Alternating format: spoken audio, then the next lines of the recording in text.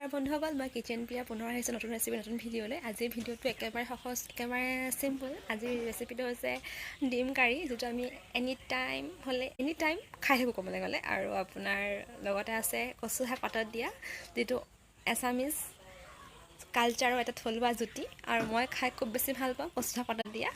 আজি এই দুটা আইটেম মই লৈ আহিছোঁ। আৰু নেক্সট দেওবাৰে মই ভিডিঅ' বনাইছিলোঁ, ৰেচিপি বনাইছিলোঁ, কিন্তু কি হ'ল আপলোড কৰা মোৰ নহ'ল, মোৰ মূৰ্খামিৰ কাৰণে বিশেষকৈ। কাৰণ ভিডিঅ' বনালোঁ আৰু শেষত কি কৰিলোঁ, মই ক্লিপ এটা ডিলিট মাৰি দিলোঁ গেলেৰীৰ পৰা, আৰু ভিডিঅ'টো ছেভ নহ'ল, গতিকে কামেই নহ'ল আৰু আপলোড কৰাও নহ'ল। কিন্তু আজি এই কাম নকৰোঁ মূৰ্খামি। আজি ভালকৈ ধীৰে সুস্থিৰে বহি বনাম ৰেচিপিটো। তো এতিয়া চাওঁ হওক। ইয়াত মই লৈছোঁ কেঁচা জলকীয়া, শুকান জলকীয়া, পিঁয়াজ, নহৰু, আদা।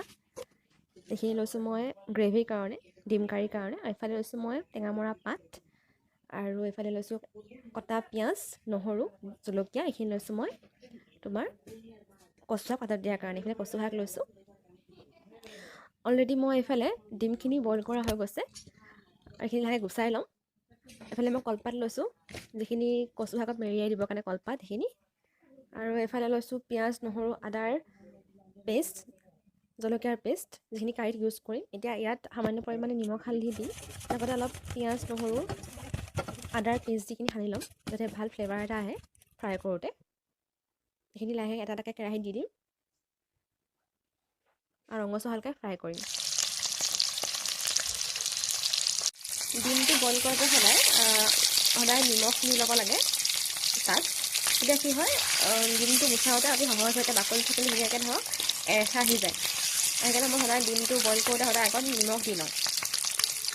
মোৰ ডিমটো প্ৰায় ৰঙচুৱা হৈ গৈছে। এতিয়া এইখিনি মই নমাই ল'ম। এইখিনি নমাই লোৱা হ'ল। এতিয়া ইয়াত মই পেষ্টখিনিত সামান্য পৰিমাণে জিৰা, হালধি আৰু নিমখ এড কৰিছোঁ। এইখিনি ফ্ৰাই হোৱাৰ লগে লগে এইখিনি নমাই ল'ম। এতিয়া চাওক ৰঙচুৱাকৈ অলৰেডি ফ্ৰাই হৈছে, আৰু মানে কি সামান্য পৰিমাণে মছলাটোৱে তেলখিনি এৰিছে, মানে কি এইখিনি অলৰেডি ফ্ৰাই হৈ গৈছে। এতিয়া ইয়াত মই পানী দিম। আগতে কওঁতে ভুলকৈ ক'লোঁ নমাই ল'ম বুলি, পানী দিম ৰঙচুৱা হৈ যোৱাৰ লগে লগে। আৰু যদি বিচাৰে ডাঠকৈ, যদি বিচাৰে খাবলৈ গ্ৰেভিটো ডাঠকৈ দিব, আৰু যদি বিচাৰে পাতলা জোল কমকৈ পানী দিব।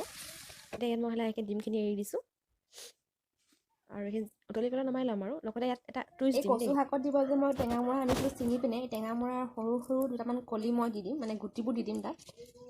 সৰু সৰু দুটামান গুটি দিম, যাতে অলপ টেঙা ফ্লেভাৰ এটা আহে। টেঙা, মিঠা, জ্বলা এই তিনিটা ফ্লেভাৰ আহিব ইয়াত।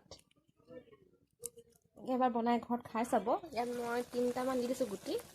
ৰঙচুৱা কালাৰ এটা আহিব, অলপ টেঙা মিঠা ফ্লেভাৰ এটা আহিব ইয়াত। সেইকাৰণে এয়া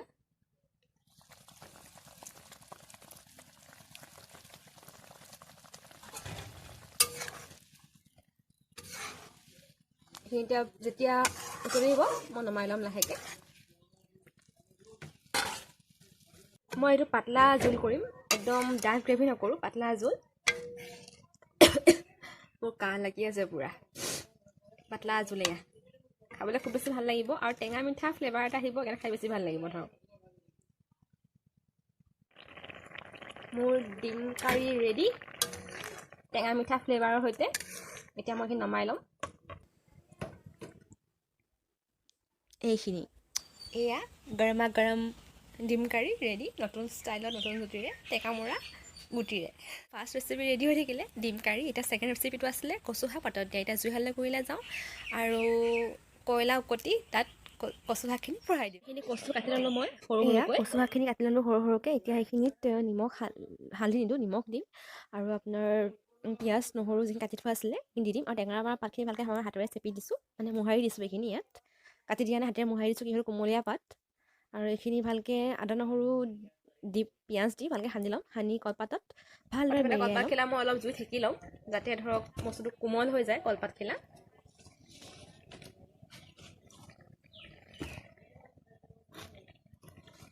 আৰু কলপাতত দিয়া বস্তুটো খায়ে এটা এক্সট্ৰা সোৱাদ লাগে।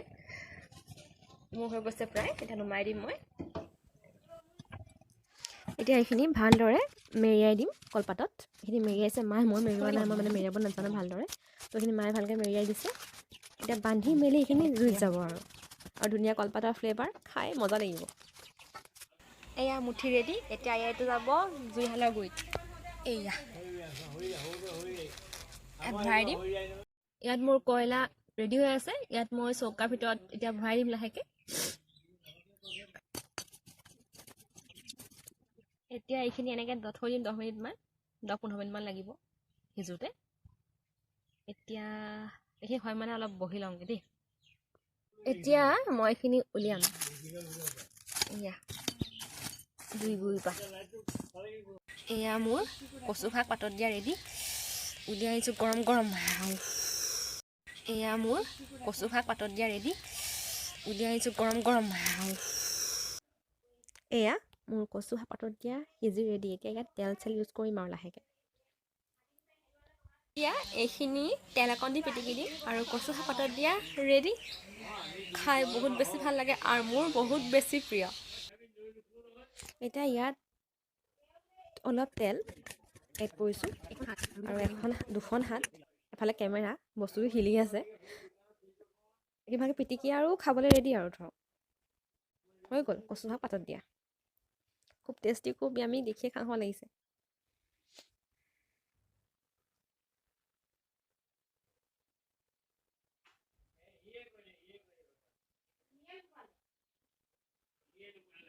দুটা ৰেচিপিয়ে ৰেডি আজিলৈ। তো আজিলৈ বাই বাই কৈছোঁ। সকলোৱে এবাৰ ট্ৰাই কৰি চাব কচু শাক পাতত দিয়া লগতে ডিম কাৰী টেঙামৰাৰ গুটিৰে। এবাৰ ঘৰত ট্ৰাই কৰি চাব, কেনেকুৱা পালে মোক জনাব খাই পিনে।